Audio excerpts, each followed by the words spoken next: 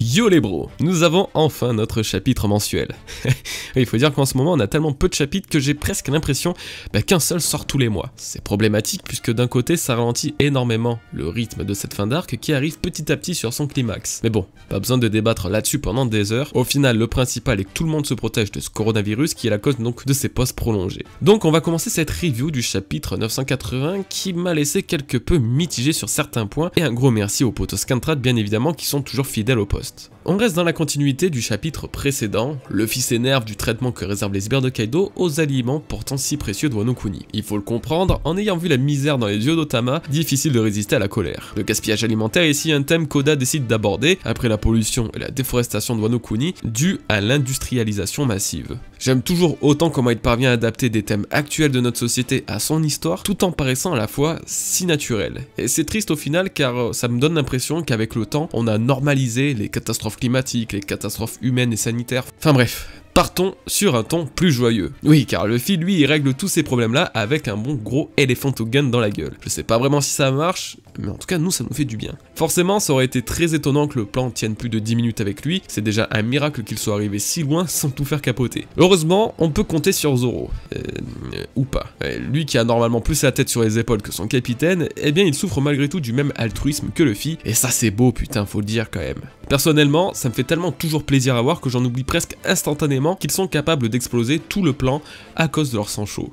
Bref, El Famoso soupe de haricots a généré un vrai bordel inattendu sur Onigashima. Le problème c'est que, bien évidemment, leur couverture a été dévoilée. Zoro et Luffy ont infiltré Onigashima, et ça, tout le monde le sait. Enfin presque. Et pour ça on peut remercier Apu Cave, le pire des personnages One Piece, ça bouge pas, qui a contacté Queen pour annoncer l'apparition de Luffy. Alors pour le coup, même si j'aime pas du tout Apu et pas forcément Queen non plus, je dois avouer que leur relation a l'air sympa puisque Queen l'appelle Brother Apu, donc ça doit être leur amour pour la musique qui parle, et ça c'est beau, encore une fois.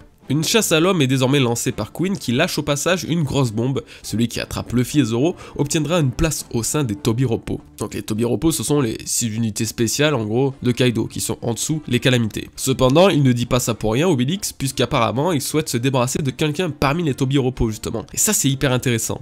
Du coup sachant qu'ils sont 6, lequel d'entre eux Queen voudrait jarter?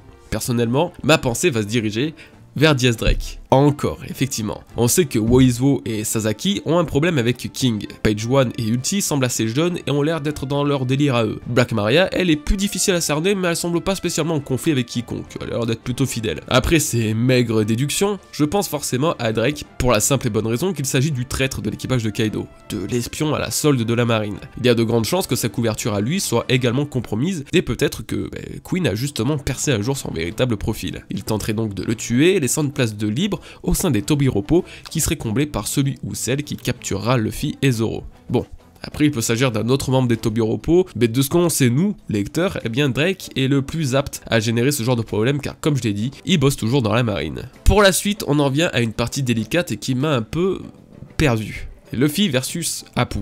Alors c'était pas vraiment un combat mais plutôt une démonstration de force de la part de l'Apu Cave. On le sait, son fou du démon utilise les ondes acoustiques générées par les différents instruments que son corps possède ou contient. On l'avait déjà vu à l'œuvre sur Archipel des Sabaody face à Kizaru par exemple, et même si j'aime pas du tout le personnage, il a l'air vraiment puissant et ses attaques, elles, sont imprédictibles. Et c'était bien ça le problème. Luffy n'a absolument rien prédit. Il s'est pris presque 2 attaques à la suite, le mettant KO l'espace d'un instant. Alors, il faut rappeler quand même que le mec il a subi des entraînements à tout va, il a éveillé son acquis d'observation pour voir dans le futur, et un singe qui tape sur sa cage thoracique comme un gros teubé, ça il arrive pas à l'anticiper. Si c'est comme ça qu'il compte vaincre Kaido, alors qu'il se prend déjà à sauce par la poucave, good luck à fun hein. Zoro aussi a pris cher mais à la rigueur, il a un œil en moins, ça compte pas. Bref, si justement Zoro n'avait pas été là, Luffy serait retourné par la gaz prison, et ça c'est très chiant. Et là, heureusement, et je dis bien heureusement que parmi cette brochette de débiles, un va jusqu'au bout des choses, Kid les gars. Il a un contentieux avec la poucave, et il compte le régler aujourd'hui même. On le savait, leur relation a toujours été conflictuelle, ils se foutaient déjà sur la tronche lors de leur introduction sur l'archipel des Sabaody, mais Apu a trahi Kid, Hawkins et Killer, et est donc à l'origine du mal de Killer aujourd'hui justement. Car Kid lui dit: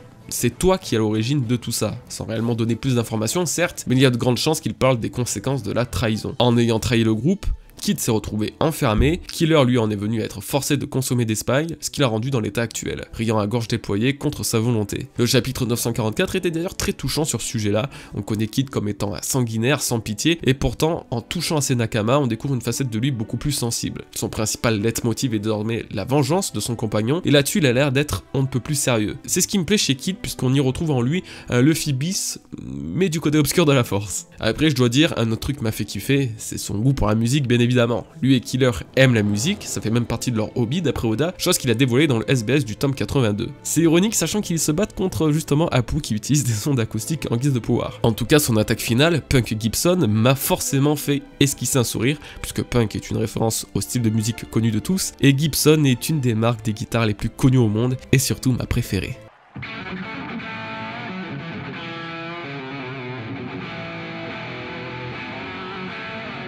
La suite est donc tumultueuse puisqu'un combat entre Kid et Apu peut avoir lieu, mais surtout être repoussé car c'est peut-être encore trop tôt pour un véritable combat. Sauf si la Poucave est KO un coup, mais ça m'étonnerait. Du coup, je suis très curieux de savoir comment va se dérouler la gestion interne des conflits dans l'équipage de Kaido, puisque ça semble être une grosse partie importante. Qui va se retourner contre qui, quelles seront les prochaines trahisons, mais surtout qui va tomber le premier. On se croirait vraiment aux échecs pour le coup et chacun semble avoir un coup d'avance, alors que finalement, on sait, une seule chose va faire la différence.